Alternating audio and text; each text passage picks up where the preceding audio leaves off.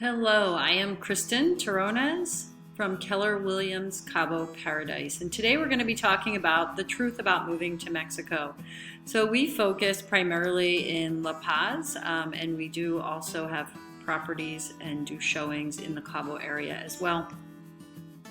My name is Kristen, my husband is Eric, and we worked together here out of La Paz. We are members of AMPI, the Flex MLS, which are very important components, as you'll see later on in our presentation. So it's very exciting. You've decided you want to look around and see what's available in La Paz or in Cabo, and you start looking for properties, and it is not that easy of a task. Why isn't it? Because not everyone uses MLS like they do in the United States or maybe even in Canada. People use all of these different platforms that you see here. So it can get very overwhelming just trying to even find a property for sale that you would like to get. It's very important to get an exclusive buyer's agent, and we'll talk more about that later, but one thing that you need to be aware of is that licensing in our state just became mandatory, but it is not yet even being enforced. So as of January 2020, all agents are supposed to be licensed. They were not before, and but it is not being enforced yet. It's very, very new. You have to be careful that all agents work at a highly ethical level because they have not been regulated up until this point. So anyone who's decided they want to try to sell something has done that in the past, and they might not know the rules or regulations, or they've been known to try to sell properties that might not even really be theirs to sell. One way you can do this is to make sure that your agent is part of AMPI. That is our Realtors Association in Mexico. We do have a code of ethics, so that does at least help you filter out on some of the agents that might not be working at a high ethical standard. Also, another thing to ask your agent is if they work with the Flex MLS. This is very important because Flex MLS has a high standard of which agencies are allowed to even join. So having an agency that's involved with Flex MLS means that they have to be upheld to yet another set of standards, and they have to have been in real estate for X amount of years to even be able to put their properties on that platform. So there are a lot of differences when you're purchasing in Mexico compared to when you're purchasing in, let's say, the United States, Canada, or I'm sure even Europe.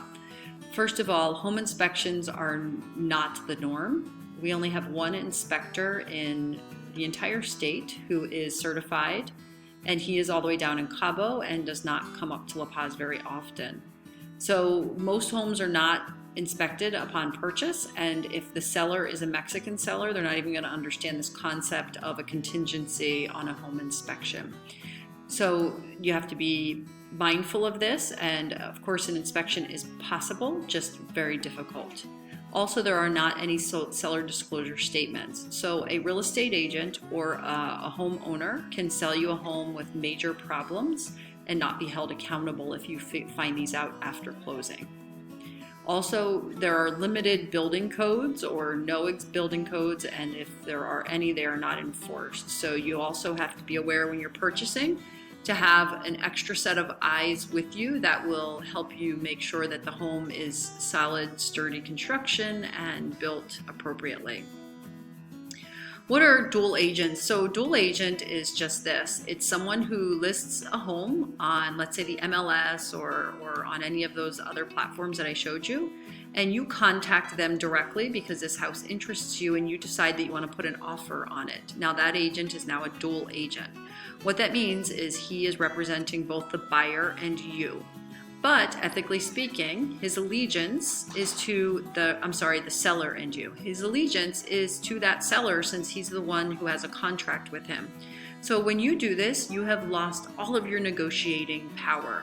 It is very important to get a buyer agent. This is someone who does not have a house listed that you're interested in, and they are working for you. They are there to protect your interests, to make sure that the contract is written fairly for you, and to negotiate on your behalf.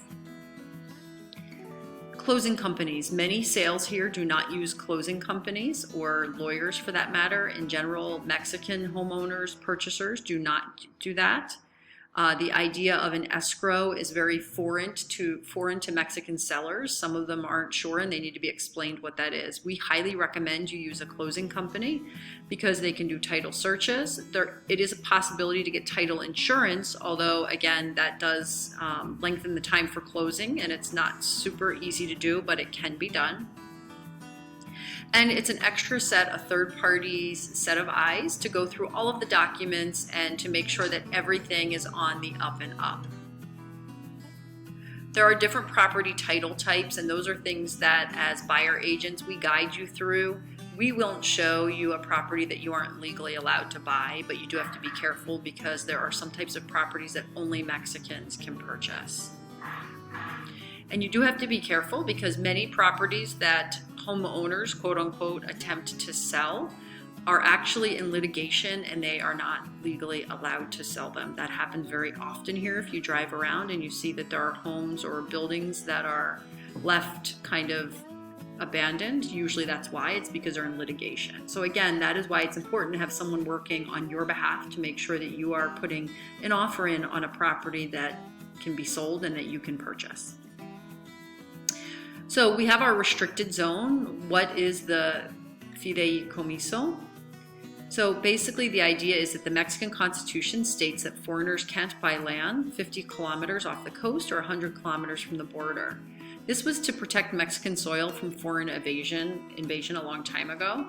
So in an effort to not redraft or amend the Constitution, they put in this bank trust. And you get this bank trust for 50 years and then you can renew it. There is a cost to set it up and maintain it each year, and it does make the closing time a little bit longer. This is not a lease. You own the property through the bank. The bank is the one that holds the deed. You have to be very aware of closing costs because you pay a lot up front here when you purchase a home, but then your taxes are very low each year. So let's just give you an example of a $200,000 home when you're using a closing company who does get paid. This is when you need a bank trust, and you can kind of quickly look through those things, but your closing costs are around $13,000. Now this calculator runs a little on the high side, but that gives you a very good idea of where you would be. So make sure that you're setting your budget with that in mind. Property taxes. In La Paz, they have given discounts on property taxes as an example in 2019. If you paid by the end of November, you received a 30% discount plus an additional 5% on the remaining amount. And if you're over 60 years old, there is a way, if you get registered, to potentially have up to 50% discount. They often don't give you an annual notice or bill. You just have to know that it's that time of year to pay. An example, we have a home in a nicer area, brand new build, and with the discount, we paid around $350 for the year. Let's talk about financing. Most homes here are purchased through cash. I always suggest to buyers, if you have a property in the States, to get a home equity loan because your interest is going to be much smaller. There is a well-respected company in Cabo called Global Mortgages. They ask for 40 to 50% down, and it's about a 9% interest, and it's a $100,000 minimum purchase price. And this is not for construction, just pre-existing homes. There is a company I've read about, but we have not dealt with them, so I'm not sure. We would have to really investigate this further. It's called Cross Border Investment, and it definitely looks like a better deal, but I always am cautious when there's a low percentage. That's something that we could always potentially look at. But like I said, all of our sales have been cash. So make sure you're not thinking it's like buying in the US or Canada. There's not a whole lot that can protect you here other than a great buyer's agent. Most people aren't used to using an escrow, so that's our job to explain and educate. We highly recommend you always use an escrow. If not, you would be depositing directly into the seller's account, which can be a little bit scary. It's important that you choose the right real estate agent. A common error is choosing the wrong real estate agent. Make sure that they are professional, and you know that by that they're affiliated with AMPI and the MLS, that they're licensed. They should have a license at this point, that they're educated and, in your case, bilingual. And I say educated because at Keller Williams, we are the most educated agents in the entire state. We have daily education available at our fingertips so that we can learn and grow as things change. Also, some common errors are looking at property with liens, deeds that foreigners can't legally purchase, dealing with someone who doesn't have the right to sell or promote the property. Be very careful about dealing directly with the seller. And it's important that you understand the condo regime. What are the rules, regulations? And it's another common error is using the seller's agent recommended attorney or using an in-house closing attorney. We never suggest this because they are not a third party at that point. They are someone who is either working for the selling agency or someone that they're recommending to you, and there might be a reason why they're recommending, because it's somebody that they know well. And another common issue that can come up is purchasing your residence through a Mexican corp instead of the bank trust. Now, if you're going to use your property primarily as a business, if it's an investment to rent it out, that's fine, do it that way. But otherwise, you should be going the route of the bank trust. Thank you very much. If we can help you in any way, we are here for you. Our U.S. number is 570-840-3577, and our Mexican number is 612-229-4622.